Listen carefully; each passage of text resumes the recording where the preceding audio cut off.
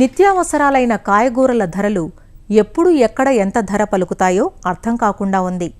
ఎందుకు అంటారా? టొమాటో చూడండి, ఎప్పుడు జనవరి ఫిబ్రవరి మాసంలో చేతికొచ్చే టొమాటో నాణ్యత బాగున్నా ధర కిలో 2 రూపాయలు పలకడం కూడా గగనంగా ఉంటుంది.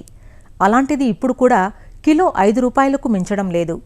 అదే గత మాసంలో కిలో 50 నుంచి 60 రూపాయల ధర పలికిన సందర్భమూ ఉంది. కాబట్టి ధరల ఆటుపోట్లు ఎలా ఉన్నా పండించే పంట నాణ్యంగా ఉండి అధిక దిగుబడులు పొందగలిగితే సాగు లాభసాటిగా ఉంటుంది. అందుకు విత్తనం ఎంపిక నుంచి జాగ్రత్త వహించాలి. మరి టొమాటో సాగు గురించిన పూర్తి సమాచారాన్ని మనకందిస్తున్నారు పశ్చిమ గోదావరి జిల్లా ఉండి కృషి విజ్ఞాన కేంద్రం శాస్త్రవేత్త డాక్టర్ సుధా జాకబ్. ప్రస్తుత సీజన్లో మనం టమాటా సాగులో గమనించాల్సినటువంటి అంశాలను చూసినట్లయితే నారుమడి యాజమాన్యం చాలా ప్రాముఖ్యమైంది. 1 ఎకరా మనం టమాటా సాగు చేయడానికి దాదాపు 200 గ్రాముల విత్తనం మనకు అవసరం అవుతూ ఉంటుంది. విత్తే ముందు కిలో విత్తనానికి 3 గ్రాముల థైరమ్ లేదా 4 గ్రాముల ట్రైకోడర్మా విరిడితో విత్తన శుద్ధి చేయాలి. 1 ఎకరం నారుమడిని సాగు చేయడానికి 4 మీటర్ల పొడుగు 1 మీటర్ వెడల్పు ఉన్నటువంటి మడుల్ని దాదాపు 8 నుంచి 10 మడులు మనం చేసుకోవాల్సిన అవసరం ఉంటుంది. ఈ మడుల్లో మనం ఈ టమాటా విత్తనాన్ని చల్లుకోవాల్సిన అవసరం ఉంటుంది. సాధారణంగా ఖరీఫ్ కాలంలో మనకి వర్షాలు అధికంగా ఉండటం వలన భూమి మీద నీరు నిల్వ ఉండటం అనేది మనం ఎక్కువగా గమనించవచ్చు. ఈ నీరు నిల్వ ఉండటం వలన మనకి ఎక్కువగా ఈ నారుమడుల్లో నారుకుళ్ళు తెగులు అనేది ప్రధానమైనటువంటి సమస్యగా ఉంటుంది.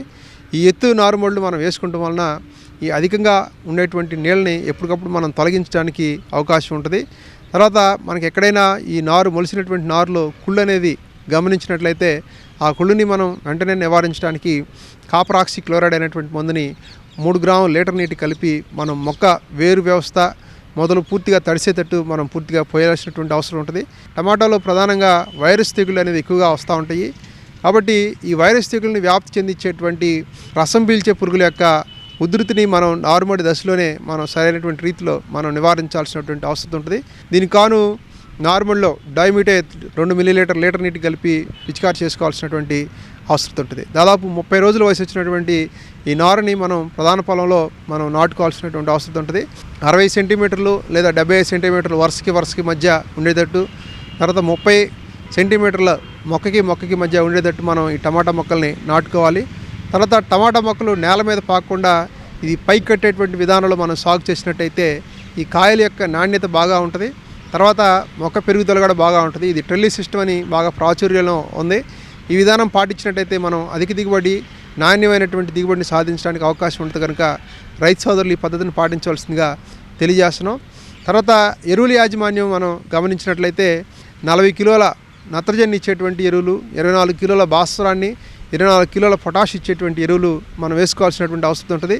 ఈ టమాటాలో కాయలు పగిలిపోవడం అనేది మనం గమనించడం జరుగుతుంది. కనుక ఈ భూమిలోనే ఈ బోరానికి సంబంధించి బోరాక్స్ పౌడర్ని 8 నుంచి 10 కిలోలని ఈ భూమిలోనే కలిసిపోయేటట్టు మనం వేసుకోవాలి. తర్వాత జింక్ సల్ఫేట్ కూడా మనం 20 కిలోలు భూమిలోనే వేసుకున్నట్టయితే తర్వాత కాలంలో మనం జింక్ ధాతు లోపాన్ని కూడా రాకుండా మనం చేసుకోవచ్చు. ఈ విధంగా మొదటి దశల్లో మనం వేసుకున్నప్పుడు భాస్వరానికి సంబంధించినటువంటి ఎరువులు పూర్తిగా, అదేవిధంగా సగం పొటాష్ని మనం ఈ దుక్కులోనే వేసుకోవాల్సినటువంటి అవసరం ఉంటుంది. నత్రజని మాత్రం మొక్క వేసిన తర్వాత దఫాలుగా 3 నుంచి 4 దఫాలుగా మనం వేసుకోవాల్సినటువంటి అవసరం ఉంటుంది. ఈ విధంగా ఎరువుల యాజమాన్యం మనం చేపట్టినట్టయితే టమాటాలో అధిక దిగుబడులు సాధించడానికి అవకాశం ఉంటుంది. సాధారణంగా మనం టమాటా యాజమాన్యంలో మనం గమనించినట్టయితే మొదటి దశలో కలుపు రావడానికి అవకాశం ఎక్కువ ఉంటుంది. కనుక మొక్క నాటిన వెంటనే ఈ పెండి మిత్తాలైనటువంటి మందు మొక్కల మీద పడకుండా 1 లీటర్ మందుని 200 లీటర్ల నీళ్ళలో కలిపి భూమి మీద మొత్తం పిచికారి చేసినట్టయితే భూమిలో ఉన్నటువంటి కలుపు విత్తనాలు మొలకెత్తకుండా ఉండి మొదటి దశలో కలుపు మనకు సమస్యాత్మకంగా ఉండకుండా సాయం చేస్తూ ఉంటుంది. తర్వాత దశల్లో అంటే మొక్క నాటిన 15 రోజులప్పుడు ఈ మెట్రిబిజన్ అనేటువంటి మందు 300 గ్రాములు మనం నీళ్ళలో కలిపి మనం పైపాటుగా పిచికారి చేసినట్టయితే ఈ కలుపుని సమర్థవంతంగా నివారించుకోవడానికి అవకాశం ఉంటుంది. చాలాసార్లు సూక్ష్మ పోషకాల యొక్క ధాతు లోపాలు ఈ టమాటాలో మనకు వస్తున్నట్టు గమనించవచ్చు. జింక్ లోపం వచ్చినప్పుడు ఆకులు చిన్నగా ఉండి మొక్కలు కురసగా అయిపోతూ ఉంటాయి, పెరుగుదల లోపిస్తూ ఉంటుంది, పూత పిందె రాలిపోతూ ఉంటుంది, నిలవకుండా ఉంటుంది. కనుక జింక్ సల్ఫేట్ లోపం వచ్చినప్పుడు దీన్ని నివారించడానికి 2 గ్రాముల జింక్ సల్ఫేట్ని పైపాటుగా మనం పిచికారి చేసుకోవచ్చు. అదేవిధంగా బోరాన్ కూడా 1.5 గ్రాములు లీటర్ నీటి కలిపి మనం పైపాటుగా పిచికారి చేసినట్టయితే కాయల్లో పగుళ్ళు లేకుండా మంచి నాణ్యమైనటువంటి కాయల్ని మనం పొందడానికి అవకాశం ఉంటుంది.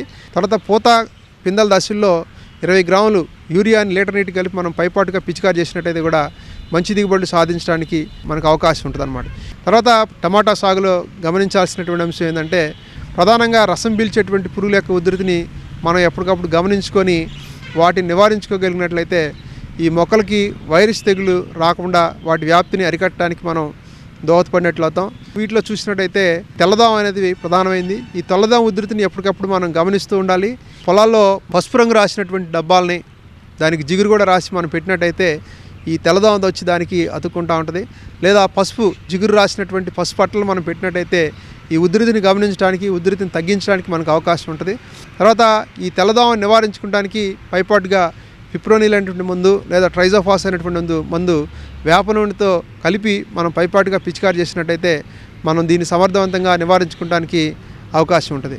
తర్వాత ఇంకా ఏదైనా వైరస్ తెగులు వచ్చినట్లయితే గమనించినట్టయితే ఆ వైరస్ తెగులు వచ్చినటువంటి మొక్కలను మనం పీకేసి నాశనం చేయాలి.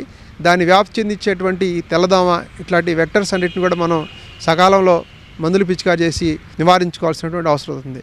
తర్వాత కాయ తొలిచేటువంటి పురుగులు ఎక్కువగా వస్తూ ఉంటాయి. ముఖ్యంగా లద్దె పురుగు అనేది ఎక్కువ వస్తూ ఉంటుంది కనుక వాటి దశని మనం గమనించి సరైన సమయంలో మనం మందులు పిచికారి చేయాల్సినటువంటి అవసరం ఉంటుంది.